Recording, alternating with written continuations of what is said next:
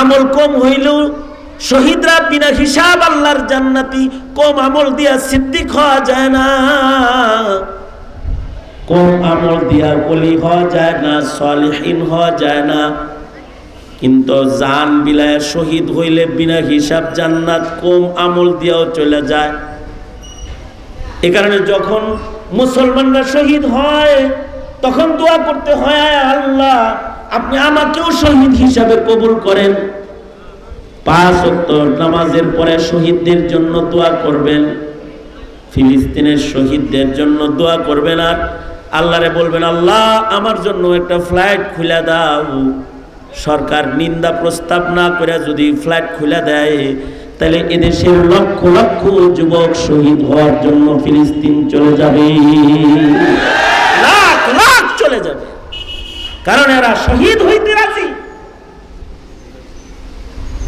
আর শহীদের পক্ষে যে মিছিল হইবার লাগছে, শহীদের পক্ষে যে কথোপকথন হচ্ছে, এরও একটা ফজিলত আছে।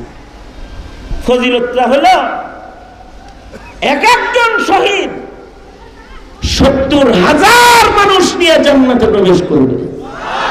এক রাওয়ায়াতে আছে বিনা হিসাব জান্নাতি যারা, এদের এক একজনের লগে যাইব 70,000। তাহলে ফিলিস্তিনের এক একজন শহীদের লগে যাবে কত হাজার? এই জোরে কথা বলেন না কেন? এরা কারা?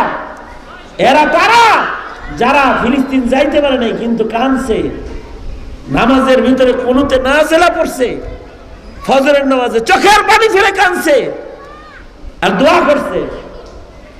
তো এদেরকেও শহীদরা লয়ে যাইব যে এরা আমাদের ভক্ত।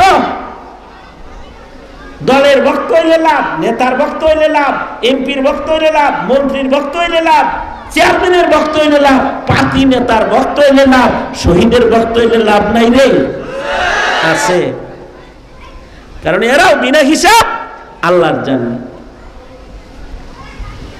4 নাম্বার যারা বিনা হিসাব আল্লাহর জান্নাতে যাবে তারা হলো সালেহীন, যারা আল্লাহ ওয়ালা, লাজ্জাতে ইবাদত ওয়ালা। গুনার ঘৃণা আছে, ইবাদতের মজা আছে, সুন্নতের রং আছে। আর সাধারণ পাবলিকের ভেতরেও যারা পশ্চিমাদের অনুসরণ না করে মদিনার অনুসরণকারী যারা হবে, তাদেরকেও আল্লাহ তাআলা এই বিনা হিসাব গ্রুপের লোকে জান্নাত দান করবে। এখন চিন্তা করে দেখো না, তুমি কি পশ্চিমার অনুকরণকারী হবা, নবী মুহাম্মদুর রাসূলুল্লাহ সাল্লাল্লাহু আলাইহি ওয়াসাল্লামের অনুকরণকারী হইবা? ফয়সালা তোমার, এজ ইউ উইশ। ইচ্ছা করলে দোজখে যেতে পারো, ইচ্ছা করলে জান্নাতেও যেতে পারো। যদি জান্নাতে যেতে চাও তাহলে মদিনার রঙে নিজেকে সাজাও, আর যদি দোজখে জ্বলতে মনে চায় তাহলে পশ্চিমাদের কালার ধরে নাও। খুব সুস্পষ্ট কথা আল্লাহ পাকের। ومن يطع الله والرسول فأولئك مع الذين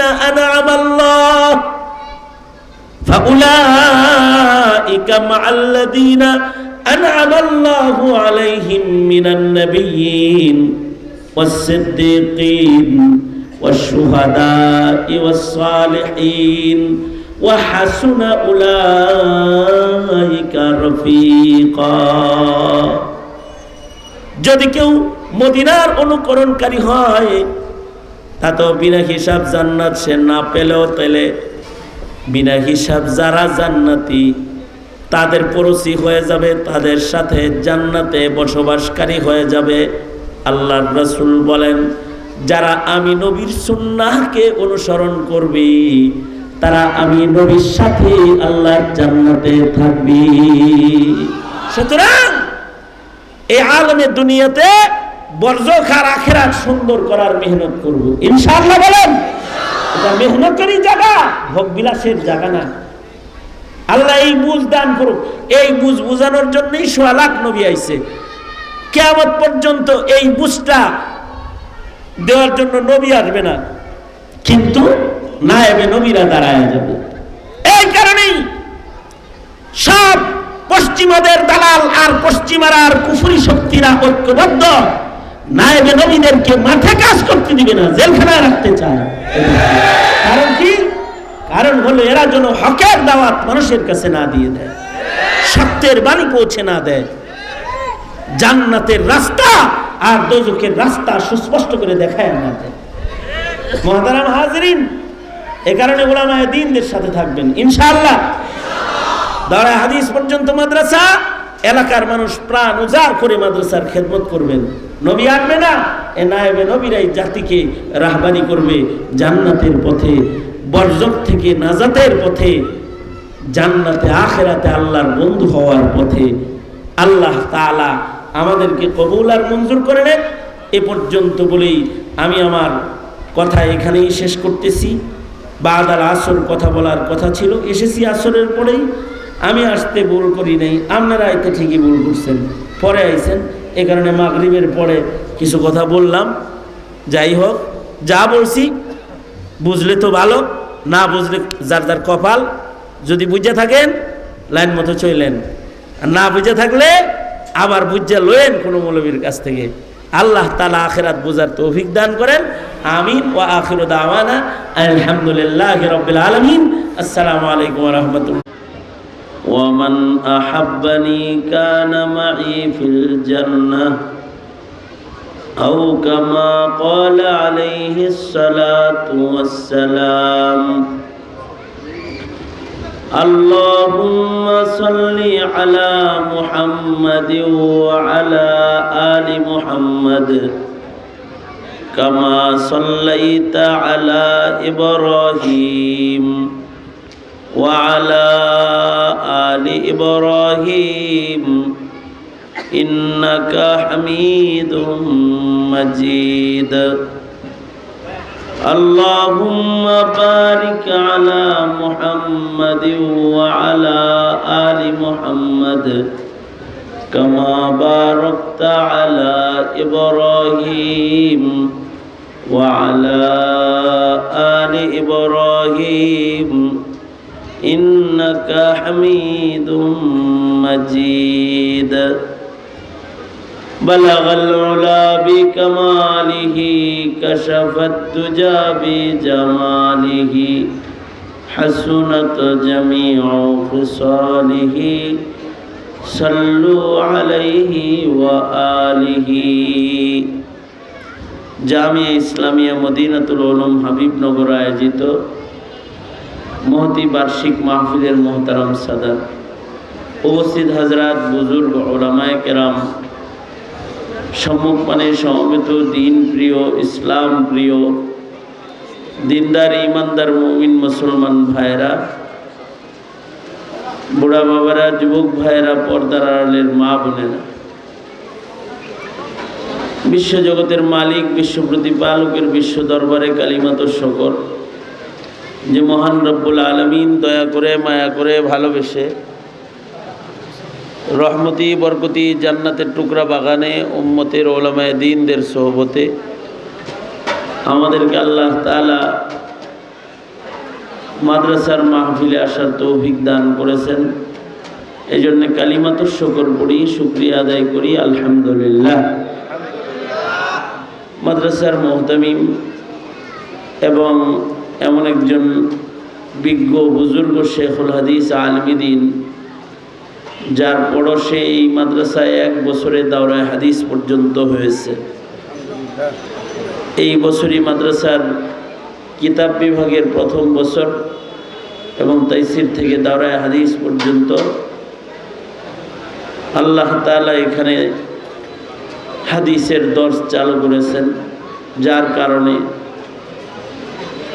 তিনি হলো অত্র মাদ্রাসার মুহতামিম বিশিষ্ট শেখুল হাদিস হযরতুল আল্লাম হযরত মাওলানা মুফতি আজিজুল হক সাহেব দামাত বরকাতুহুল আলিয়া,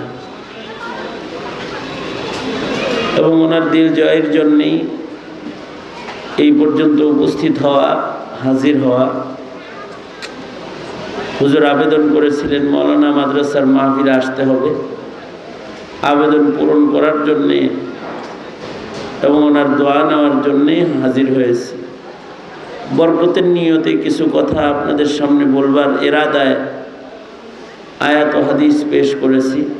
এগুলোকে সামনে করে কিছু কথা আকাবিরদের জবান থেকে আপনাদের কানে তাকরার করা আল্লাহ তাআলা কিছু উপকারী কথা আপনাদের কানে পৌঁছে দেওয়ার তৌফিক দান করেন। আপনারা দোয়া করুন, আমিন। আমরা আপাতত দুনিয়াতে যে আছি, এই দুনিয়াটা হলো আমাদের জন্য অস্থায়ী বসবাসের জায়গা, অস্থায়ী থাকার জায়গা। এই আপনি কি তাড়াতাড়ি করবেন? আমার চোখের সামনে কেউ নড়াচড়া করলে আমার তবিয়ত খারাপ হয়।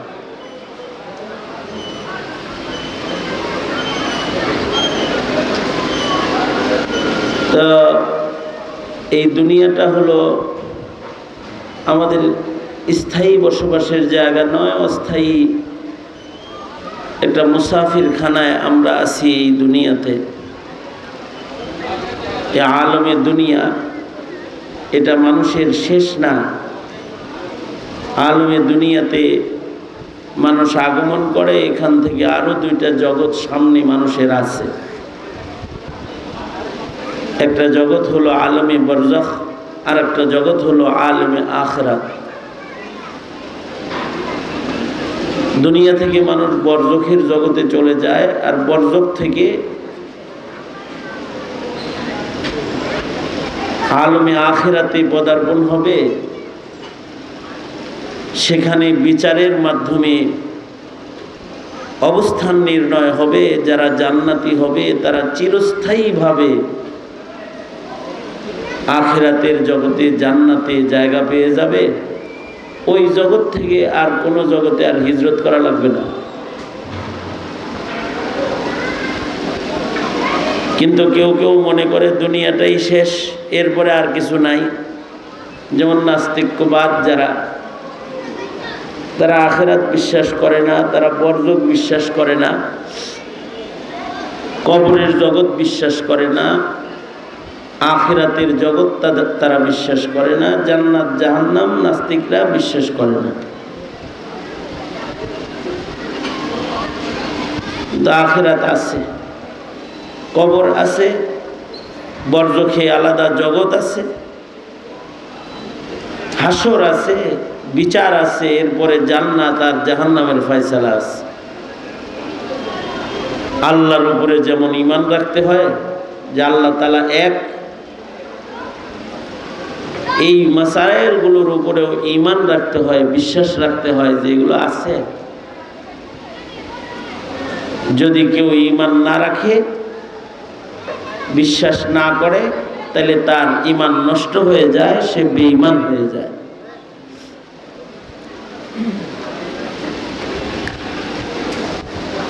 সুতরাং সামনে তো আরো দুইটা জগৎ আছে আমাদের।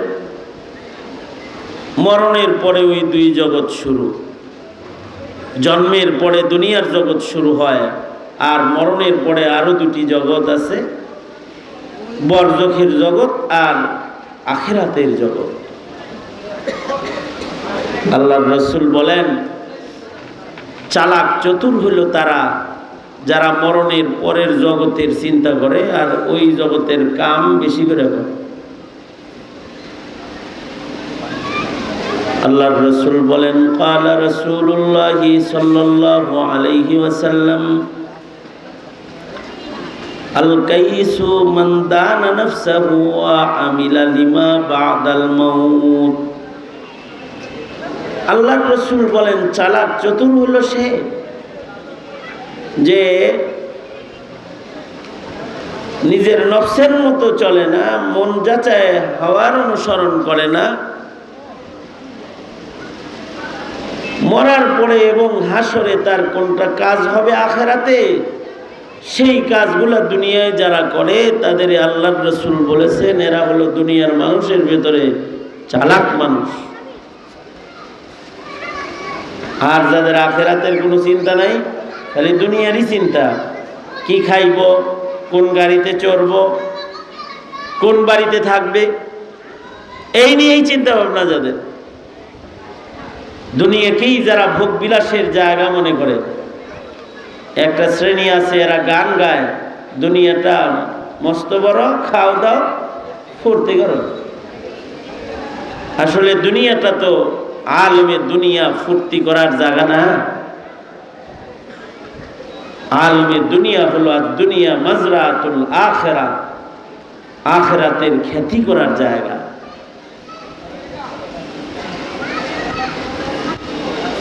অনেকে মনে করে যে জান্নাতে এমনিই দিব আল্লাহ, আখিরাতে এমনিই কামাই হয়ে যাইব। কেউ কেউ তো বলেই ফেলায়, আমাকে দিব না, তে দিব কারে?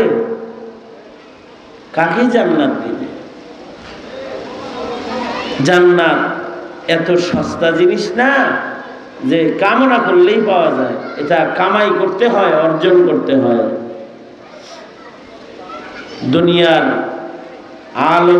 দুনিয়ার ভেতরে যে হায়াতটা বান্দা পায়, এটা জান্নাত অর্জনের মূল ক্যাপিটাল। এটাকে কাজে লাগায় আখিরাত কামাই করে নিতে হয়। খাজা আজিজুল হাসান মজজুব রহমতুল্লাহ আলাইহি চমৎকার একটা শের খাজা সাহেবের, हर गफलत ये तेरी हस्ती नहीं, देखे जन्नत इस कदर सस्ती नहीं।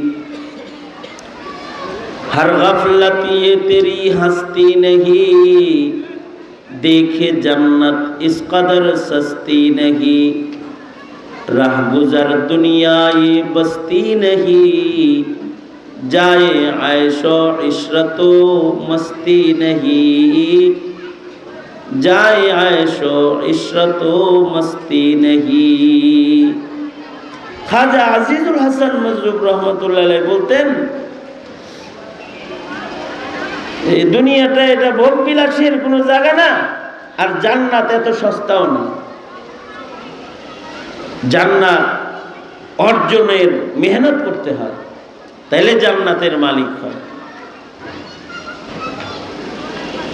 বর্জকের জগতে দুনিয়ার অর্জনের কারণে বর্জক সুন্দর হয়, দুনিয়ার অর্জন যদি অসুন্দর হয় তাহলে বর্জক অসুন্দর হয়। আল্লাহর রাসূল বলছেন, কবর জগতও কারোর জন্য জান্নাতের বাগান হয়ে যাবে। মাটির নিচে থাকবে, কেউ কেউ জান্নাতে থাকবে কবরে। আলমে বরজাখ কারোর জন্য জান্নাত হবে, আবার এই আলমে বরজাখ কারোর জন্য দোজখ হবে, আগুনের খণ্ডও হবে। এই মাদ্রাসায় সফর করার পরে এখানে কিছু কবরস্থান দেখে আমার খুব ভালো লাগছে। একদিকে মাদ্রাসা, কোরআন হাদিসের তালিমের জায়গা, আবার ওই পাশে মসজিদ, দুয়ের মাঝখানে প্যাকেট হওয়া কিছু কবরস্থান আছে। এই বর্জকে যারা আছে গোরস্থানে, এদের অবস্থানটা সুন্দর। কখনো কখনো বান্দার সুন্দর অবস্থানের কারণে সে বর্জকের জগতে শান্তি পাওয়া যায়। আমাদের বুজুর্গরা তো দোয়া করতেন এই জন্য, এরকম দোয়া ছিল আমাদের বুজুর্গদের, যে আল্লাহ তুমি আমার কবরটা এমন জায়গায় করে দিও যেন আমি কবরে শুয়ে শুয়ে তলবেলেনদের জুতার আওয়াজ পাই। ভালো মানুষের পায়ের আওয়াজ যেন আমার কবরের পারে যায়। কারণ বর্জক কারোর জন্য কঠিন হবে, কারোর জন্য বর্জক আরামের জায়গা হবে।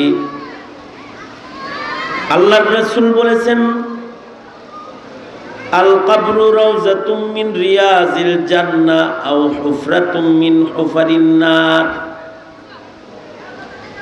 আল্লাহর নবী বলেন, কবরটা কারোর জন্য জান্নাতের বাগান, আবার কারোর জন্য দোজখের খণ্ড।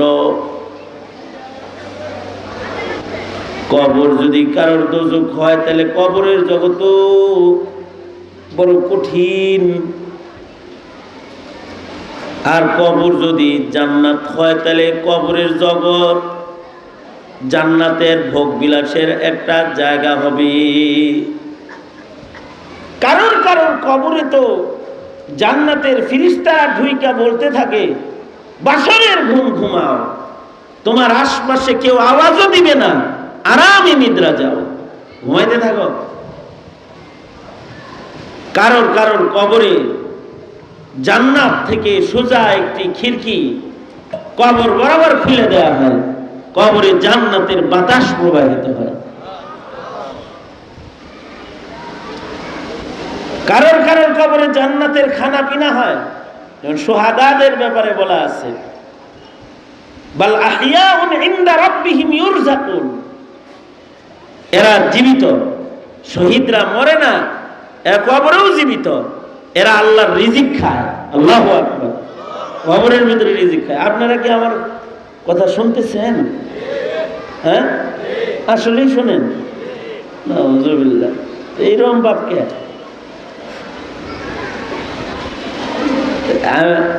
দোনো হাত উপরে তোলেন তো, বলেন সুবহানাল্লাহ, আলহামদুলিল্লাহ, লা ইলাহা ইল্লাল্লাহ, আল্লাহু আকবার। হাত নামান। এই যেমন আমার সাথে ছিলেন, এইদিকে থাকেন। আর যদি পারেন মাদ্রাসার একজন উস্তাদ পাশে ভলান্টিয়ারের দায়িত্ব পালন করেন, ডেকডেকচির আওয়াজটা একটু কমান, আর এই পাশে বাচ্চাদের আনাগোনা এগুলো ওদের ব্যাপারে একটু মেহনত করেন। দাওয়াত তো দেন খুব আগ্রহ করে, আসিও তো। কথা শুনতেও পরিবেশ করা লাগে, কথা শোনার জন্য মওকা কায়েম করা লাগে। ওয়াজ তো কোনো নাটকের মঞ্চ না, আর কৌতুকের আসরও না। কথা আইতে হয়, বলতে হয়, খেয়াল করে শুনতে হয়, তাহলে শুননেওয়ালা বলনেওয়ালা সবাইকে আল্লাহ তাআলা মাফ করে দেন। সুবহানাল্লাহ। আগামীকালকে বললেন, এই যে সুবহানাল্লাহ বললেন, আলহামদুলিল্লাহ বলতেছেন, এটা ওয়াজের একটা আনন্দ তাসবিহাতের মাধ্যমে প্রকাশ পায়। গানের মজলিসে হই হুল্লার হয়, হাতে তালি হয়, আর ওয়াজ মাহফিলে জিক্র আজকার হয়। এটা মাহফিলের একটা খুশি, আল্লাহর নামের আওয়াজ দিয়ে প্রকাশ পায়, এতে আল্লাহও খুশি হয়। প্রতিটি শব্দে শব্দে নেকি আমলনামায় জমা হয়। চান্স পাইলে পড়ে আলাইবেন, তাতে আল্লাহ তাআলাও খুশি হবে, আল্লাহ তাআলা খুশি হইবেন, নেকিও হবে, আর মাহফিলের একটা পরিবেশও সুন্দর হবে। বলেন সুবহানাল্লাহ, বলেন আলহামদুলিল্লাহ, বলেন লা ইলাহা ইল্লাল্লাহ, আল্লাহু আকবার। আওয়াজ করে বলেন আল্লাহু আকবার। আল্লাহু আকবার জোরে বলাই সুন্নাত। আল্লাহু আকবার জোরে বলা কি? মুয়াজ্জিনও জোরে কয়, ইমামও জোরে কয়, জানাজা যে পড়ায় সেও আল্লাহু আকবার জোরেই কয়, মুজাহিদও জোরেই কয়, মুমিনও এটা জোরেই বলে, আস্তে বলে না। যত জোরে হয় তত শয়তান দূরে যায়। এই কয়েকটা কথা আর কি। তার এক নম্বর কথা হইল যে কারোর কারোর জন্য কিন্তু কবর বড় ভয়ঙ্কর জায়গা। আল্লাহর রাসূল বলেছেন, কবর জগৎ বরজখের ভেতরে আগুন আছে। বরজখের জগৎ, কবরের ভেতরে সাপ বিচ্ছু আছে। আল্লাহর রাসূল বলেছেন, কারোর কারোর কবরে বিষধর সাপ ঢুকবে। কবর জগতে যে বিষধর সাপ গুলা আছে, ওর একটা সাপ যদি দুনিয়ার জমিনে মাথা উঠাইয়া শ্বাস ছেড়ে দিত, তাহলে পৃথিবীর আবহাওয়া বিষাক্ত হয়ে যেত। এত বিষাক্ত ভয়ঙ্কর সাপ কবরের জগতে আছে। কবর জগতে বরজখের ভেতরে আগুন আছে। হাদিসে আছে, আল্লাহর রাসূল বলেন, কবরের আগুন যদি, কবরের কপাট জানালা খুইলা আল্লাহ তাআলা যদি কবরের আগুনের গর্জন দুনিয়াবাসীকে যদি আল্লাহ তাআলা দেখায় দিত, তাহলে সাকালাইনের সকল ইনসু জিন আল্লাহর গোলাম হয়ে যেত। সচক্ষে কবরের আযাব দেখলে পৃথিবীর কেউ আল্লাহ পাকের নাফরমানি করার মতো হিম্মত করত না। কিন্তু এটা দুনিয়ায় দেখা যায় না, মরার আগে এটা দেখা যায় না। মাইয়ের টের পায়, সচক্ষে চর্ম চোখে কবরের আযাব দেখা যায় না, তবে ওহীর বর্ণনার দ্বারা কবরের হালাত জানা যায়। আল্লাহর রাসূল সাল্লাল্লাহু আলাইহি ওয়াসাল্লাম বলেছেন, কারোর কবরের ভিতরে তো মাইয়িত কবরে নামাজও পড়ে। সুবহানাল্লাহ বলেন। দুনিয়ায় নামাজ পড়ছে তো কবরেও নামাজ পড়ে। যেমন আল্লাহর রাসূল সাল্লাল্লাহু আলাইহি ওয়াসাল্লাম মেরাজে যাইতেছেন, তো দেখেন যে মুসা আলাইহিস সালাতু ওয়াস সালামের কবরের উপর দিয়ে যখন বুরাক যাইতেছে, তো দেখলেন যে হযরত পয়গম্বর মুসা আলাইহিস সালাম কবরে নামাজ পড়তেছে দাঁড়ায় দাঁড়ায়। বরজখের জগতে যদি শক্তিশালী মুমিন যায়, তার ঈমানের হালত আশ্চর্য হয়, আশ্চর্যান্বিত হালত হয়। কিলাল মুহাদ্দিসুন, কোন মুহাদ্দিসরা এরকম বলেছেন, খুদ ইনদাল বুখারী, ইমাম বুখারীর মত এটা, বরজখের ভালো মানুষরা কাবা ঘর তওয়াফ করতেও বাইরে আসে। আবার কিছু কিছু বরজখের ভালো মাইয়িত আছে যারা কবরে কোরআন তেলাওয়াত করে। কবরের ভেতরে আজান হয়, নামাজ হয়, ইনদাত তারিমি। যদি ভালো মানুষ কবরে যায় তাহলে তার কবরটা সুন্দর হয়ে যায়। এই কারণে দুনিয়াতে ভালো মানুষ যারা, তাদের কবর জগৎ সুন্দর। আর দুনিয়াতে যারা কুকর্মকারী, তাদের কবরটাও সুন্দর। কবরের ভেতরে আগুন ঢুকবে, কবরের ভেতরে আযাব ঢুকবে। এই কারণে আল্লাহর রাসূল দোয়া শিখাইছেন, আযাবে কবর থেকে আল্লাহ তাআলার কাছে পানাহ চাও। আল্লাহকে বলো, গো আল্লাহ, আমি কবরের আযাব থেকে আপনার কাছে পানাহ চাই। মৃত্যুর পরে কবরটা যেন আমার সুখের ঘর হয়, শান্তির জায়গা যেন হয়। এ কারণে কবরের অবস্থানটাও সুন্দর জায়গায় করতে হয়। গুরুস্থানকে মসজিদ মাদ্রাসার কাছাকাছি কবরস্থান যেগুলো, এগুলো গুরুস্থানগুলোর অবস্থান সুন্দর। কবি নজরুল দোয়া করত, মসজিদেরই পাশে আমার কবর দিও ভাই, যেন গড়ে থেকেও মুয়াজ্জিনের আযান শুনতে পাই। যদি কারোর কবর সিনেমা হলের কাছে, তাহলে তার কবরের একটা নষ্ট হালাত আছে। আর যদি কবরটা মাদ্রাসা মসজিদের মাঝখানে হয়, এর একটা ভালো দিক আছে, ভালো হালাত আছে। কবর দেখে তো মানুষ তাদের ঈমান তাজা করবে, ঈমান মজবুত করবে কবর দেখে। এজন্য কবরটাও ভালো জায়গায় হইতে হয়। আমি রংপুরে বয়ান করার জন্য গেছি, রংপুরে মিঠাপুকুর এলাকায়। যায় দেখি ওই এলাকায় কোনো কবরস্থান নাই, সবার বাড়ির উঠানে উঠানে একটা একটা করে কবর। কারোর কবরের পারে গরু বান্ধা আছে, গরু পেশাব পায়খানা করতেছে, এগুলো কবরের উপরে যাইতেছে। কেউ কবরের পারে বসেই তাস খেলতেছে, বাজারের পাশে কবরে এনে লুডু খেলতেছে। আশ্চর্য বিষয় হলো, কোন বাড়িওয়ালা তাদের মা বাবার কবরকে পাকা করেছে, তো তার পাকা কবরের ওয়ালের ভিতরে বয়া বিড়ি খাইতেছে। কবরের কাছে যাওয়ার পরে মানুষের ঈমান তাজা হয় নাই। কেন তাজা হয় নাই? কবরের পারে গুনার কাম কেন করে? কবরটা ভালো জায়গায় পড়ে না। এই জন্য ভালো জায়গায় কবর হওয়ার দোয়া করাও সাহাবীদের আমল। মরণ খালি ভালো হইতে হয় না, কবরও ভালো হইতে হয়। এ কারণে আল্লাহর রাসূলের পাশে কবর বানানোর জন্য হযরত উমর কত আগে থেকে দোয়া চালু করছেন। হযরত উমরের দোয়া ছিল এটা, ওগো আল্লাহ, তুমি আমাকে শহীদি মরণ দিও, মরণে যেন কষ্ট না হয়, মরার পরে যেন জীবিত থাকি, বরজক যেন সুন্দর হয়, খাওয়ান দাওয়া যেন খাইতে পারি কবরে। জীবিত না হলে তো কবরে খানা দেওয়া পাইব না।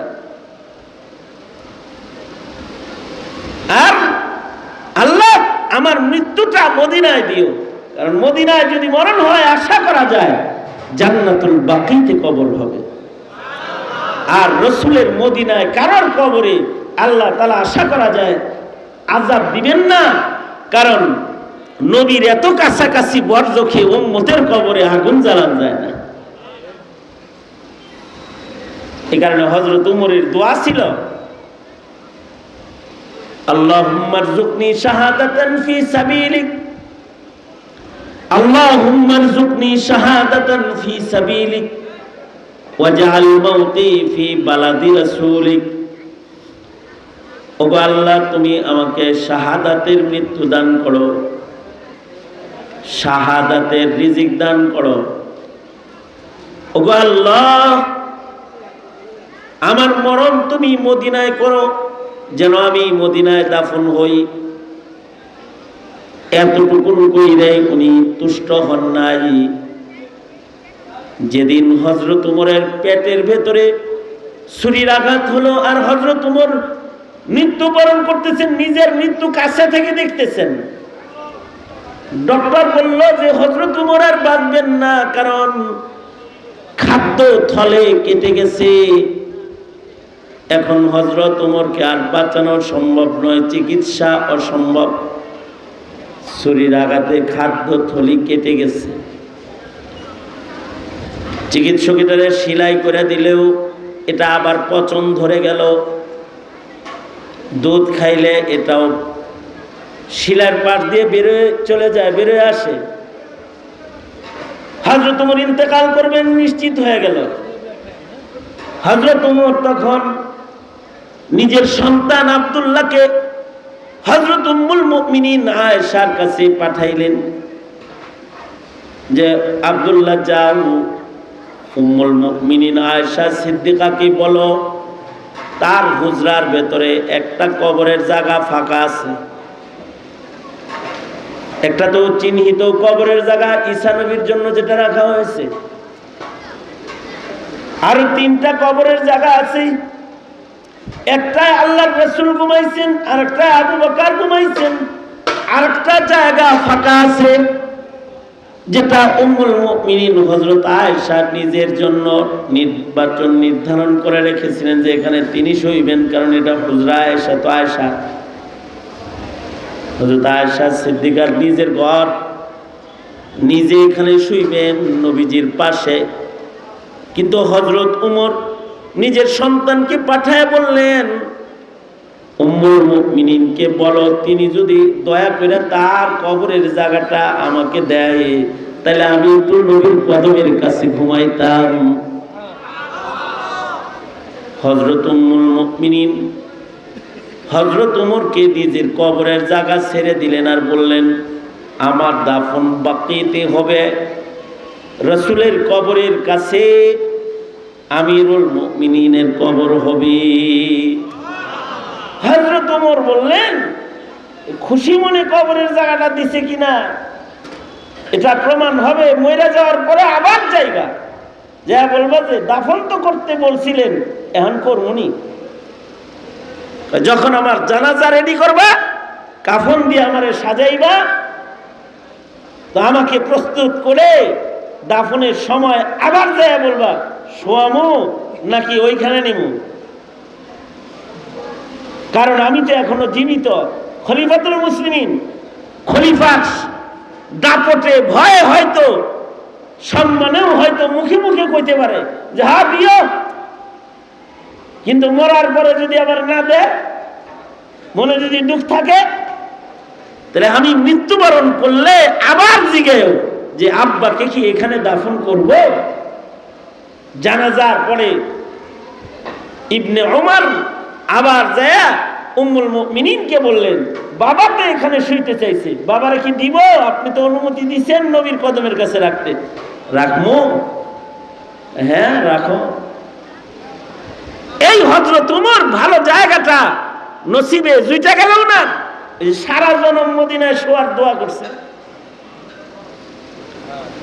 এ কারণে কারোর কারোর মদিনায় মরণ হয়ে যায়, নসিব ভালো হয়। তা আমি যা দেখি যে কবরের উপরে বিড়ি খায়। তা আমি এলাকাবাসীকে মসজিদে বয়ানে যখন আসছে, আমি বললাম আমি এই এলাকায় আবার মাহফিলে আসবো, শর্ত আছে, আমাকে একটা কবরস্থান দিতে হবে। হুজুর কবরস্থান দিয়ে কি করবেন? আমি না, আমার মাজার টাজার কিছু হবে না, আপনাদের এলাকার মানুষের কবর হবে।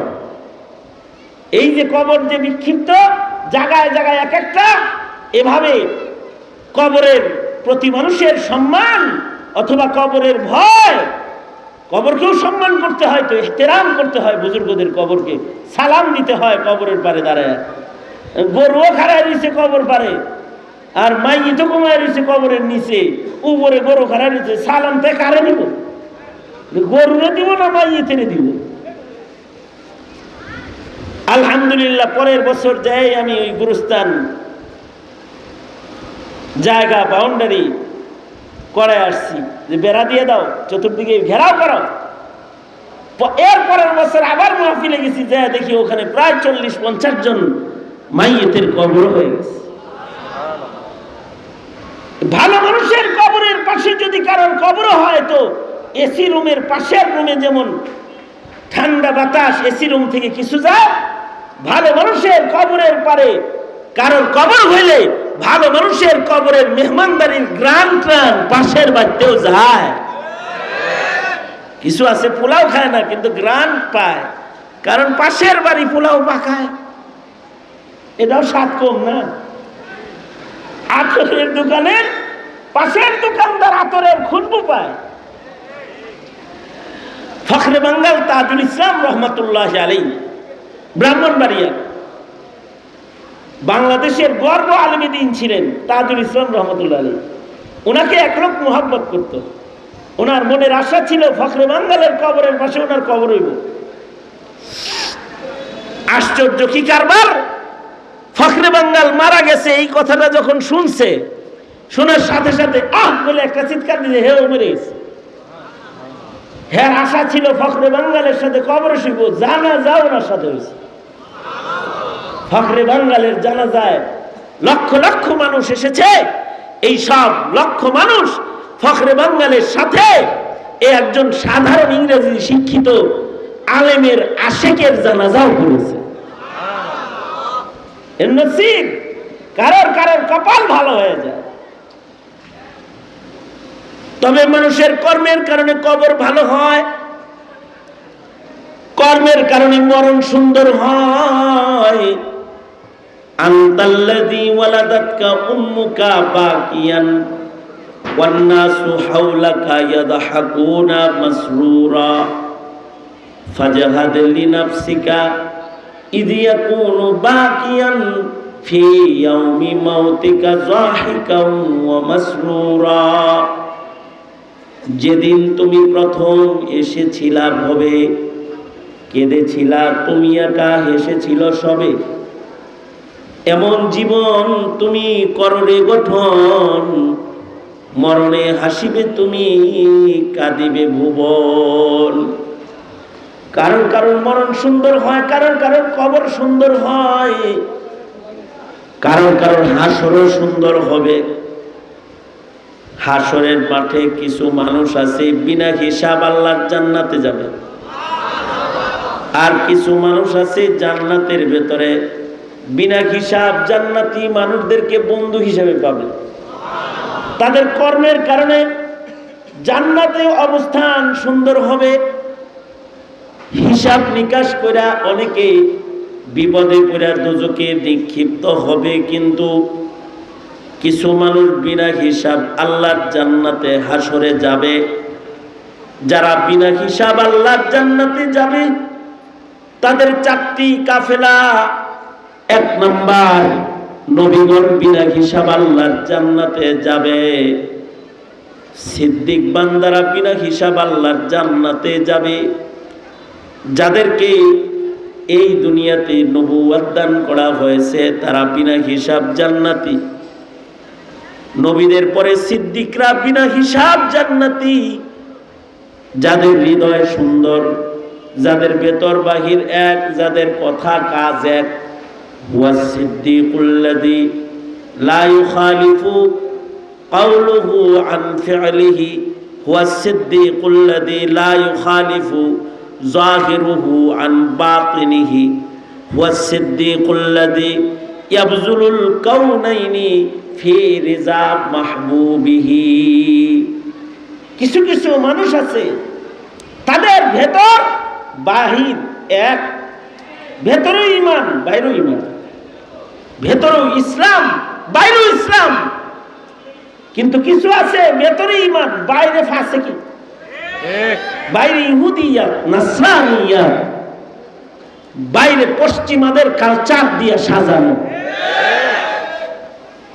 আবার কিছু আছে বাহিরে ফিটফাট কিন্তু ভিতরে সদরঘাট। কিছু এরকম আছে মসজিদের পয়লা কাতারে বৈশা তসবিহ করতে আছে পাগড়ি মাথায় দিয়া, কিন্তু সুদ খায়। মানে ভেতরটা এত নোংরা, হারাম মালের মোহাব্বত ছাড়তে পারে না। উপরে তো বুজুর্গ বুজুর্গ লাগে, দেখলে মনে হয় আসমান থেকে আব্দুল কাদের জিলানী নাই মাইছে, কিন্তু ভেতর সদরঘাট। হুয়া সিদ্দীকুল্লাযী লা ইউখালিফু যাহিরুহু আন বাতিনি। উপর যেমন ভেতরে তেমন। উপরটা সুন্দর, ভেতরটা কুৎসি, মুসলিম নয় মুনাফিক, নেফাকি আছে। এ কারণে সিদ্দিক যদি কেউ হতে চায় তাহলে নেফাকাত রাখতে পারবে না। উপর যেমন ভেতর তেমন, ভেতর যেমন উপর তেমন। অনেকে বলে হুজুর আমাদের দাড়ি নাই, পাঞ্জাবি পরি না, টুপি মাথায় দিই না, প্যান্ট শার্ট পরি, টাই পরি, তাই বলে খারাপ মনে করবেন না। কিন্তু ভিতরে ঈমান এক নাম্বার দাবি করে, নামাজ পড়ে না এক ওয়াক্ত, তাই ঈমানদার আমি এক নাম্বার না। দাবির সাথে কাজের মিল থাকতে হবে। যাদের দাবির সাথে কাজের মিল থাকবে এরা সিদ্দিক মুমিন হয়ে যাবে। আল্লাহু আকবার বলেন। আর ইবাদত বন্দিগি যা করবে এগুলো জান্নাত পাওয়ার লাগে না, ইবাদত বন্দিগি করবে আল্লাহ পাওয়ার লাগে।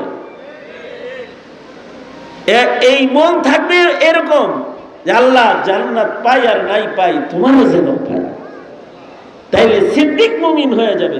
এই সিদ্দিকদের সর্দার হলেন হযরত আবু বকর সিদ্দিক রাদিয়াল্লাহু আনহু, যাকে আল্লাহর জান্নাতের ৮ দরওয়াজা ডাকবে, আসো আবু বকর আমার ভিতর দিয়ে জান্নাতে ঢুকো। আল্লাহু আকবার। জান্নাতের ৮ দরজা থেকে আহ্বান। তবে শর্টকাট বিনা হিসাব জান্নাতে যাওয়ার লাইন হলো ফিলিস্তিনিরা যেরকম শহীদ হয়ে যেতেছে, শহীদ হয়ে যাওয়া। আল্লাহর রাসূল বলেন এমন মানুষ বিনা হিসাব জান্নাতে গেল, শেষ হয়ে গেল জান্নাতে। মা সামা ওমা সাল্লা, একটা রোজাও রাখে নাই, একটা নামাজও পড়ে নাই এক ওয়াক্ত, কিন্তু বিনা হিসাব জান্নাতে গেছে গা। কেন? আল্লাহর জন্য জান দিছে। কেউ আছে দলের জন্য জান দেয়, নেতার জন্য জান দেয়, আর কেউ আছে দিনের জন্য জান দেয়, আল্লাহর জন্য জান দেয়, নবীর জন্য জান দেয়। বদরে যারা জান দিছে তারা আল্লাহর জন্য দিছে, উহুদে যারা দিছে আল্লাহর জন্য দিছে, যুদ্ধের ময়দানে যারা জান দেয় আল্লাহর জন্য দেয়, শাপলায় যারা জান দিছে আল্লাহর নবীর প্রেমে দিছে, 13 দফা নবীর প্রেমে দিছে। পঞ্চগড়ে যারা জান দিছে খতমে নবুয়তের জন্য দিছে, ব্রাহ্মণবাড়িয়াতে যারা জান দিছে ইসলামের জন্য দিছে, ভোলাতে যারা জান দিছে নবীর মিছিলে যায় জান দিছে। মার্কার মিছিলে না, নবীর মিছিলে জান বিতরণকারী যারা নবীর জন্য আল্লাহর জন্য জীবনদাতা যারা, এদেরকে আল্লাহ তাআলা শহীদ হিসেবে গণনা করেন। আর যারা শহীদ, শহীদরা বিনা হিসাব জান্নাতি। শুধু জান্নাতি না, শহীদদেরকে মরা বলা নিষেধ, শহীদরা জীবিত, শহীদরা জীবিত। শহীদরা সাধারণ মাইয়িতের মতো মাইয়িত না। এই কারণে ফিলিস্তিনের নারী শিশু এদেরকে যখন কবরে রাখে মা বাবায়, তো শিশুগুলারে কবরে রাখার সময় বাপ হাসে, আল্লাহ তোমার মসজিদে আকসার জন্য ছেলেটারে কোরবানি দিছি, আল্লাহ কবুল করে নিও, আল্লাহ শহীদের বাপ আমি, এরকম গর্ব করে। আর মা এমন ভিডিও দেখছি যে মা সন্তানের লাশ লয়ে যাইতেছে, কান্দে করে হাসতে হাসতে যাইতেছে। আজব চিত্র, জীবন বাইর হইতেছে, মরতেছে, তখনও হাঁটবার লাগছে। শহীদ, কারণ শহীদের মৃত্যু নাই, শহীদ হলো জীবিত। এরা এ কারণেই শহীদরা কথা কয়, মরার পরেও শহীদ কথা কয়। যেমন হযরত আব্দুল্লাহ ইবনে জুবায়ের রাদিয়াল্লাহু আনহুমা, হাজ্জাজ ইবনে ইউসুফ হযরত আব্দুল্লাহ ইবনে জুবায়েরের শহীদ করছে। নোংরা রাজনীতিবিদ ছিল হাজ্জাজ ইবনে ইউসুফ, মাইরা টাইরা মাথা তায়ার কয়, আহারে নবীর মুখে ঘুমাইছে, কেডা মারলো রে হারে, এই কথা কয়। নিজে মাইরা ত্রাণ পাঠায় কয় কেডা মারলো রে, এই দশা আর কি। নোংরা রাজনীতিবিদ হাজ্জাজ ইবনে ইউসুফ, সে নিজেই হুকুম দিয়া মারায়া মাথা তায়ার কয়, আহা এইরকম একজন নবীর বুকে ঘুমান না আদরের সাহাবীরে কে মারলো রে। তো হযরত আব্দুল্লাহ ইবনে জুবায়ের শহীদ, তো মরা লাশ কথা কয়, অঙ্গুলি উঠায় কয়, আনতা তুমি মারছো, বাপ ধরছো কেন? তুমি মারছ, বাপ ধরছো কেন? শহীদরে কেউ গোসল দিতে গেছে, পানি ডালবো, আর শহীদ হাত ধরে কয়, এই গোসল দাস কে, রক্ত পবিত্র রক্ত, ধুবি না, সারা পানি। শহীদরা মরার পরেও নড়াচড়া করে, মরার পরে কথা কয়। শুধু কথা কয় না, শহীদরা মরার পরে যুদ্ধও করে। ইসমাইল শহীদ রহমতুল্লাহ আলাইহি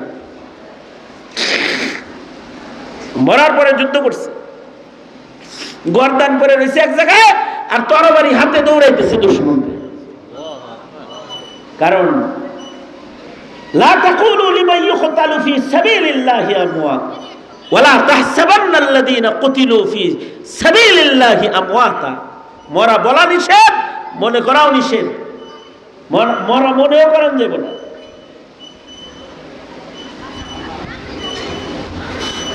মরার পরে যুদ্ধ করবার লাগছে। আর হাকিমুল উম্মত থানভী রহমতুল্লাহ আলাইহি খুতবাতে জুমার ভিতরে আছে, হাকিমুল উম্মত থানভী রহমতুল্লাহ আলাইহি বলেন যে শহীদ কবর থেকেও কথা কয়, কবরে যাওয়ার পরেও কথা কয় শহীদ। হাফেজ জামিন শহীদ রহমতুল্লাহ আলাইহি ওনার কবরের পারে যায় একজন কোরআন শরীফ পড়তেছে, হযরত থানভী বর্ণনা করছে, হাকিমুল উম্মত বর্ণনা করছে, একজন কোরআন পড়তেছে, তো কবর থেকে জামিন শহীদ বলে, এ কোন হ্যাঁ রে, কে আইছস রে, আমার কবরের উপরে তেলাওয়াত করতেছস, যাও কিসি মুর্দার পর যাকে তেলাওয়াত করো, যাও কোন মরা মানুষের কবরে তেলাওয়াত করো গা, আমি জিন্দা, আমি হাফেজ, আমি জীবিত, আমি নিজে কোরআন পড়তেছি, নিজে পড়বো না তোমার প্রসঙ্গ, পড়ার সওয়াব বেশি না শোনার সওয়াব বেশি? শোনার গুরুত্ব বেশি, পড়ার গুরুত্ব বেশি, পড়বার লাগছে, যা কোন মুর্দারের কবরে পড়ে যায়, মাইয়িত এক দৌড়ে চলে গেছে। মরা মানুষ কথা কয়, যদি মরাটা শহীদই মরা হয়। এ কারণে বিনা হিসাব যারা আল্লাহর জান্নাতে প্রবেশ করবে, তাদের ভিতরে 1 নম্বর নবীগণ, 2 নম্বর হলো সিদ্দিকগণ, 3 নম্বর হলো শহীদগণ। এর শহীদ হওয়ার জন্য আল্লাহর কাছে দোয়া করা। আমল কম হইলেও শহীদরা বিনা হিসাব আল্লাহর জান্নাতি, কম আমল দিয়া সিদ্দিক হওয়া যায় না,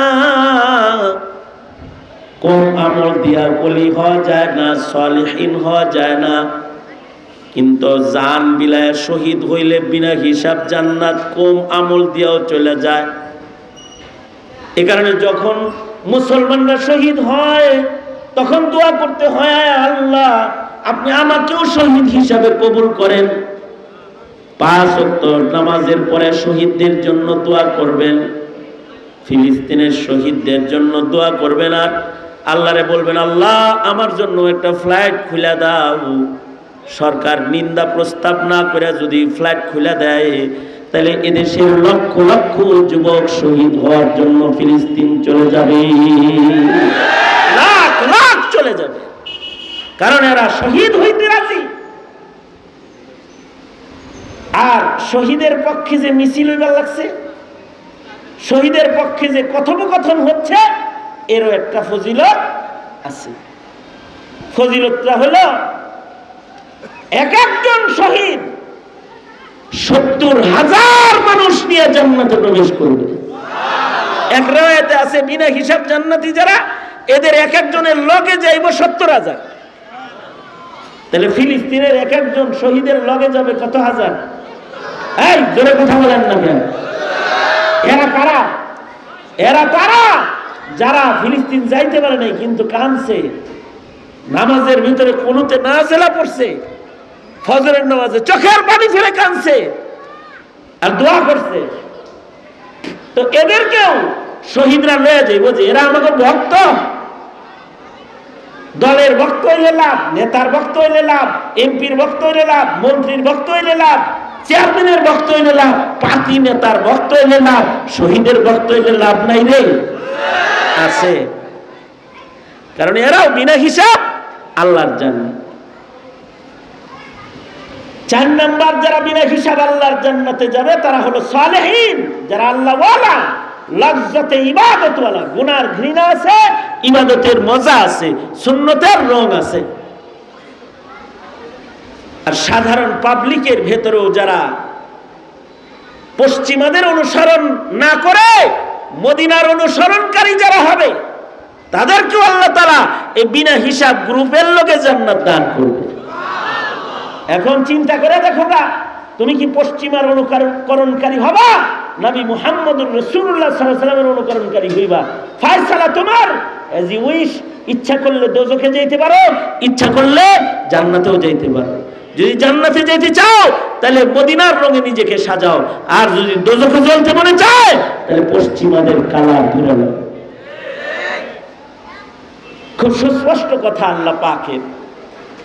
ومن يطع الله والرسول فأولئك مع الذين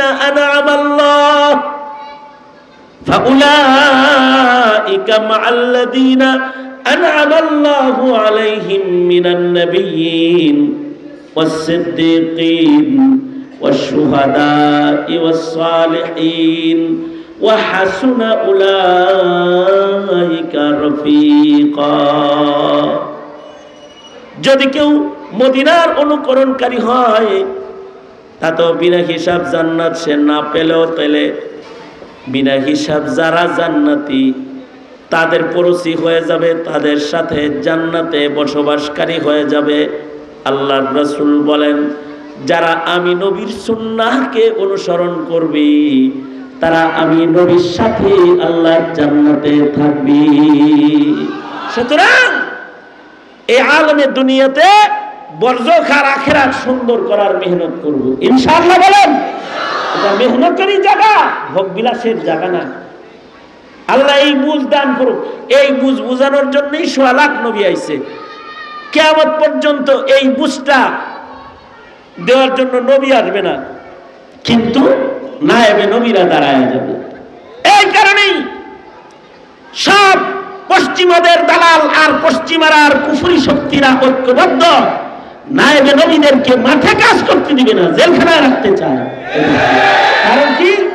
কারণ হলো এরা যেন হকের দাওয়াত মানুষের কাছে না দিয়ে দেয়, সত্যের বাণী পৌঁছে না দেয়, জান্নাতের রাস্তা আর দোজখের রাস্তা সুস্পষ্ট করে দেখায় না দেয়। মুহতারাম হাজিরিন, এ কারণে উলামায়ে দ্বীনদের সাথে থাকবেন ইনশাআল্লাহ। দাঁড়ায় হাদিস পর্যন্ত মাদ্রাসা, এলাকার মানুষ প্রাণ উজাড় করে মাদ্রাসার খেদমত করবেন। নবী আসবে না, এ নায়েবে নবীরাই জাতিকে রাহবানি করবে জান্নাতের পথে, বরজখ থেকে নাজাতের পথে, জান্নাতে আখিরাতে আল্লাহর বন্ধু হওয়ার পথে। আল্লাহ তাআলা আমাদেরকে কবুল আর মঞ্জুর করে নেন। এ পর্যন্ত বলেই আমি আমার কথা এখানেই শেষ করতেছি। বাদাল আসর কথা বলার কথা ছিল, এসেছি আসরের পরেই। আমি আসতে ভুল করি নাই, আপনারা এতে ঠিকই ভুল করছেন, পরে আইছেন। এ কারণে মাগরিবের পরে কিছু কথা বললাম। যাই হোক, যা বলছি বুঝলে তো ভালো, না বুঝলে যার যার কপাল। যদি বুঝে থাকেন লাইন মতো চলেন, আর না বুঝে থাকলে আবার বুঝে লয়েন কোনো মৌলবীর কাছ থেকে। আল্লাহ তাআলা আখিরাত বুঝার তৌফিক দান করেন। আমিন। ওয়া আখিরু দাওয়ানা আলহামদুলিল্লাহি রাব্বিল আলামিন। আসসালামু আলাইকুম ওয়া রাহমাতুল্লাহ।